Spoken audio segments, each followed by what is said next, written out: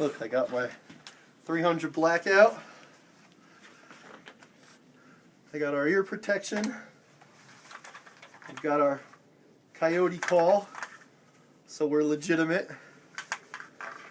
We got 3 rounds loaded in the magazine so that we're compliant, and we're ready to go. We're gonna go shoot some Kevlar impregnated ceramic plate that's supposed to be bulletproof. So let's see what happens.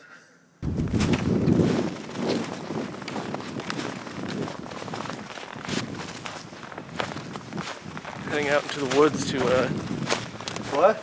test out our ARs. Just telling Adam, if you didn't know any better, it looks like some bad stuff is going down.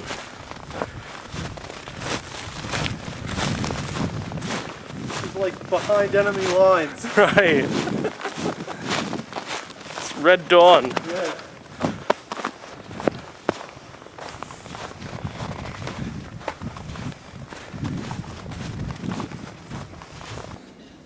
All right.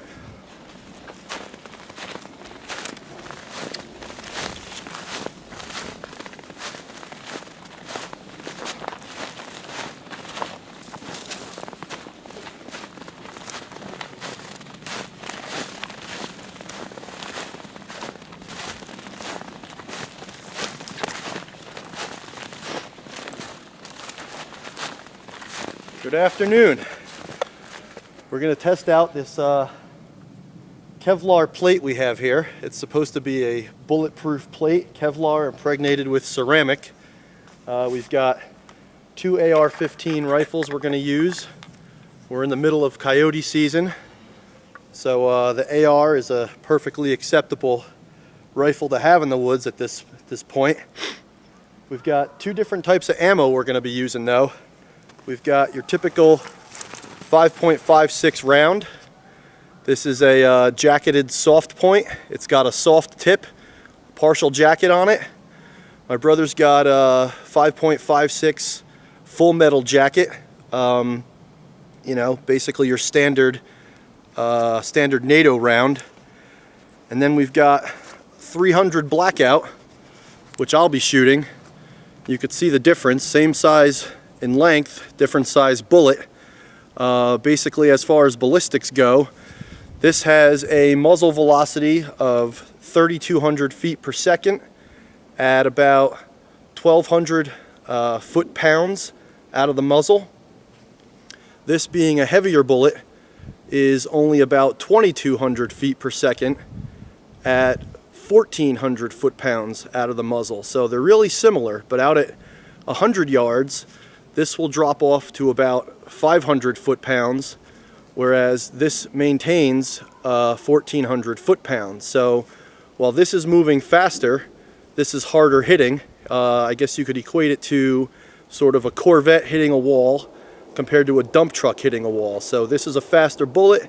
This is harder hitting at 100 rounds out to 100 yards out to 300 yards. This maintains a heavier hitting foot-pounds.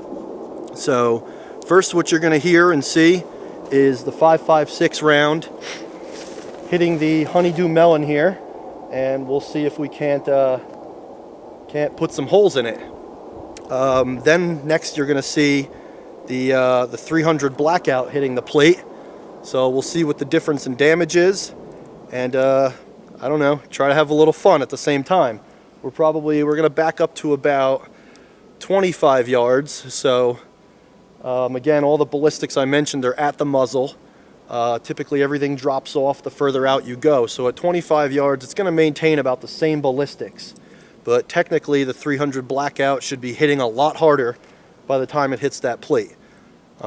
We can only do about 3 rounds because that's all it's really legal to do, and I'm kind of sketched out about, you know, popping a 20-round mag, you know, 450 feet from the closest residence.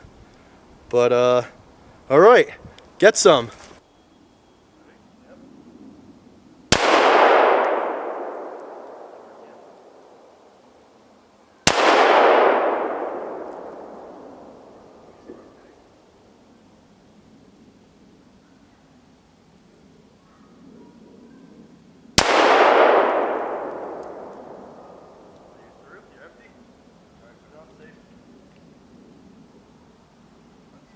optic.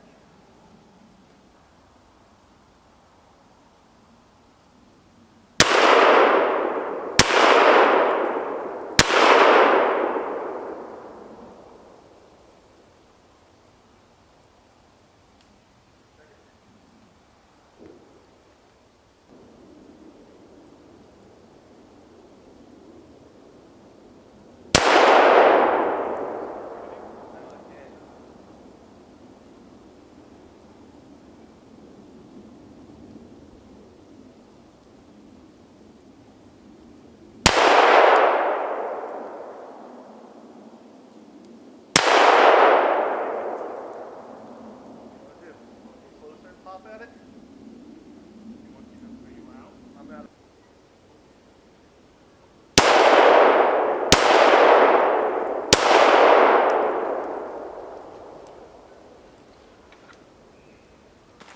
All right, let's see the damage. As you can see, we got small entry wounds. Wow, that's the back of your cranium, son. Let's see.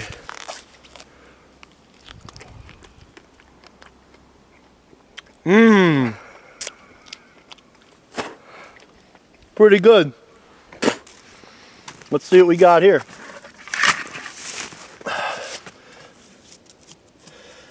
All right, well, we definitely got some punctures here. Ah, wow. Look at that.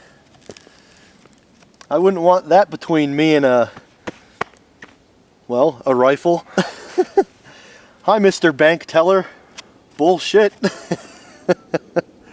Wow, yeah, right through to the rock. Yep. Blew out the rock.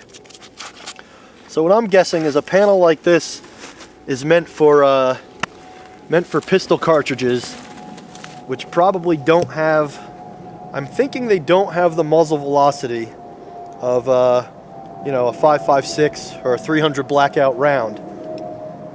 So they're probably meant to stop a pistol cartridge, 9mm, 40, 45, but it doesn't stand a chance against a rifle round at 25 yards. Is it the muzzle velocity or the foot-pounds? Probably both. Maybe the foot-pounds. I don't know. I'd have to check out the ballistics of a pistol cartridge, but I know they don't compare to a rifle round. I mean, you can see this is all Kevlar and ceramic down here mixed in with the snow. So I don't know. Maybe it slowed it down, but it certainly didn't stop it. Look at that. That's awesome. All right. This is a successful coyote season.